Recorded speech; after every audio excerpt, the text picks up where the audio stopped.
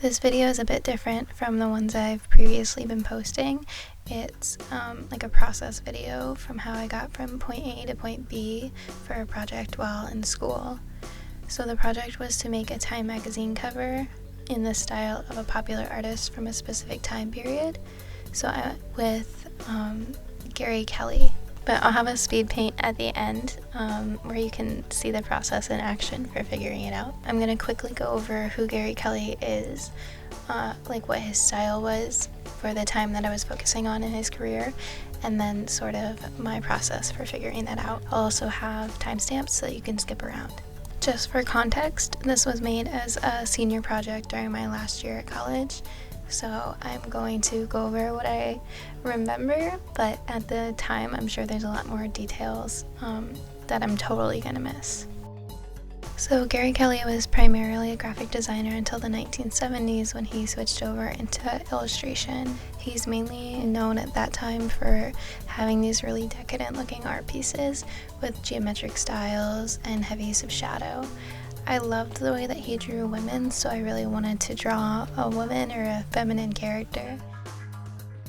I went with Winona Ryder or Lydia Deetz from the movie Beetlejuice because we had to pick a actress or actor from the time that was the same as the artist that we picked. He uses a lot of rich blush in contrast with paler or washed out skin tones, and also chooses non-human skin tones, I guess you could say often, like blues or grays for complexions. I also thought that just paired really well with the Tim Burton character. Winona Ryder also had large eyes and a round face, which is pretty prevalent in his style for how he draws women. I felt like I could really play with shadows in the illustration, and also her use of black clothing works really well as a contrast for how he breaks up images.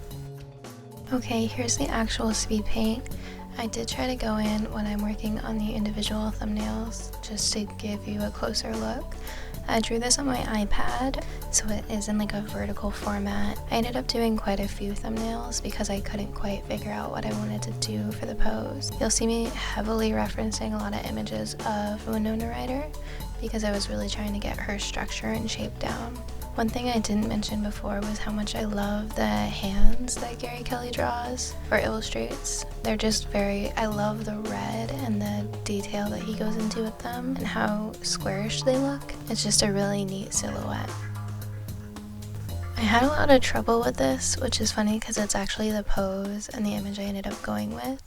But that hand, the one that's kind of holding the camera on the left, is just so awkward, and I remember the night before the project I was trying to figure it out. I did end up trying to draw Beetlejuice. I hated how it looked, so I ended up scrapping it really early into the project. I liked the pose for this one, but it just ended up looking really clunky, and I didn't think it actually resembled Winona Ryder. I also didn't think that it had enough motion in it, and I felt like I was more so tracing the house than actually illustrating it, and that didn't feel fair at all. But I do really like how the background ended up coming out. The background for this one is obviously just a sketch. Again, I didn't like how this one looked. Oh my gosh. Especially the green. Yikes. Oh my goodness. I switched over to a different canvas to do the larger illustration after the thumbnails. I actually ended up keeping Lydia exactly the same and just copying her over from my other canvas. That's one of the great things about digital art. I more just cleaned her up and continued drawing on top of the original illustration, so you see me messing with the eyes and the proportions. If it isn't obvious, I still hate that hand. I think I didn't touch it for a long time because I couldn't figure out what was wrong with it. I actually did the background before I did the hand, which is really weird. The camera, now looking at it, is very disproportionate. I'm going to assume it was, just to create a larger image of it and a larger body in the overall image. I did like including the ghosts. It's like Barbara and Adam from the movie. I forget their names. Even though it's outside, I just feel like that's a really iconic scene.